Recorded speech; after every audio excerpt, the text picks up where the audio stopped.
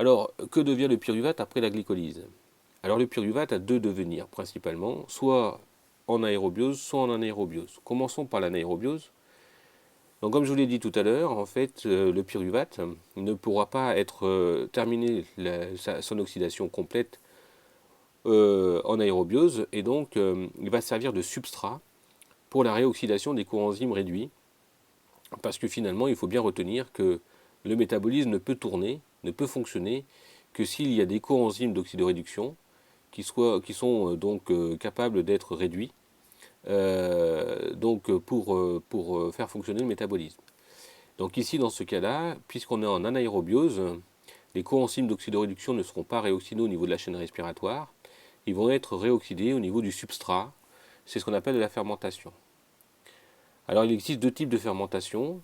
Alors une fermentation dite éthanolique. Donc c'est une fermentation que l'on rencontre dans les levures. On voit bien ici qu'on a la glycolyse, la production de deux pyruvates, et puis les deux pyruvates vont être transformés en acétaldéhyde, qui vont être donc ensuite transformés en deux éthanols.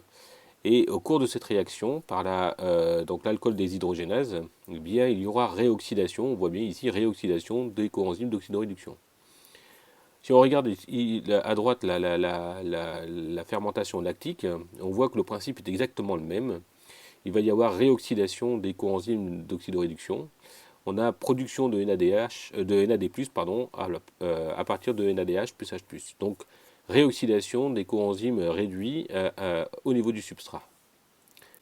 Alors le pyruvate, donc, il peut être utilisé au cours de la fermentation en anaérobiose, mais en aérobiose, eh bien le pyruvate sera pris en charge par une pyruvate déshydrogénase.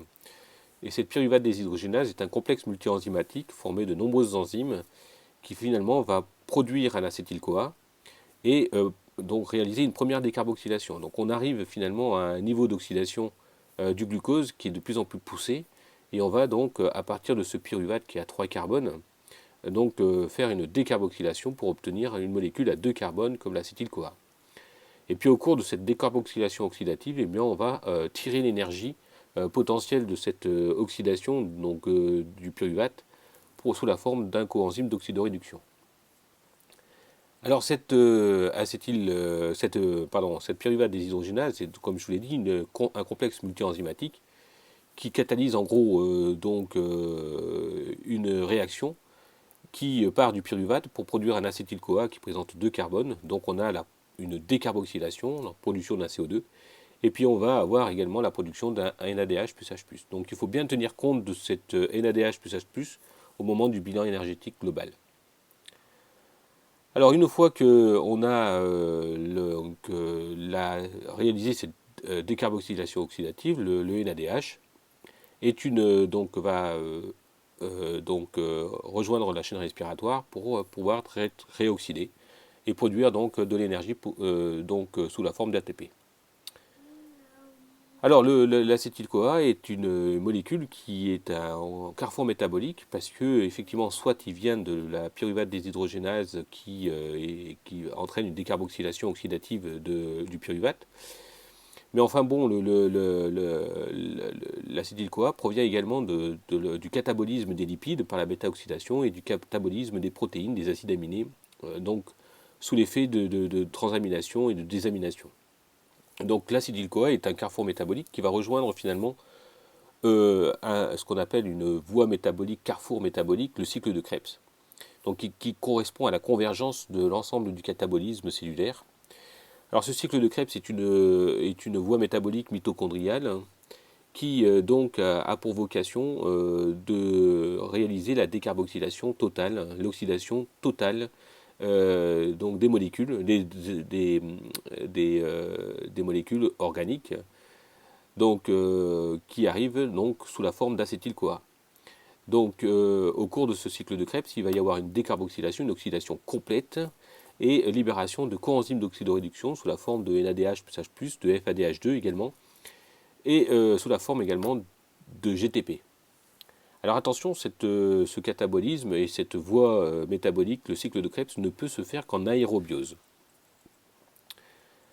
Alors, le cycle de Krebs, si on regarde le bilan un petit peu énergétique, pour faire simple, hein, on voit qu'on a une molécule d'acétyl-CoA qui rentre.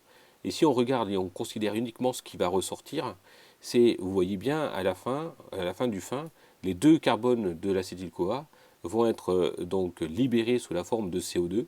Donc on a deux carbones donc, sous la forme de CO2, deux CO2 qui sont produits.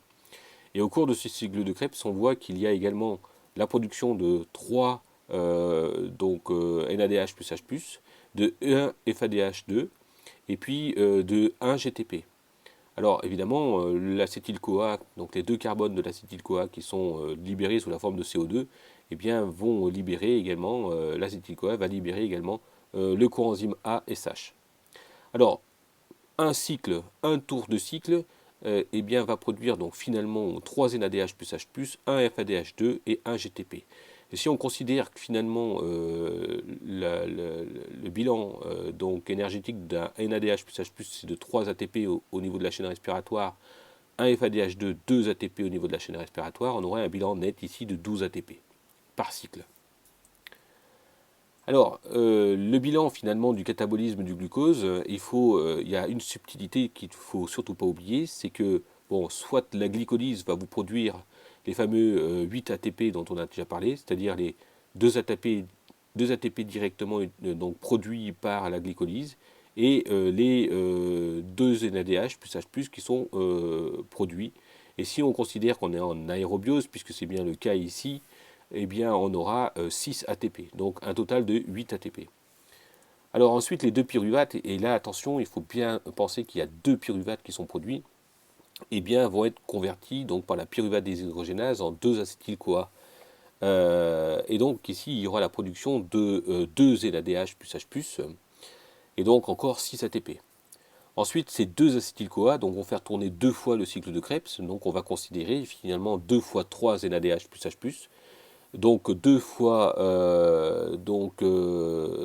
enfin, 2 fois 1 FADH2 et 2 GTP.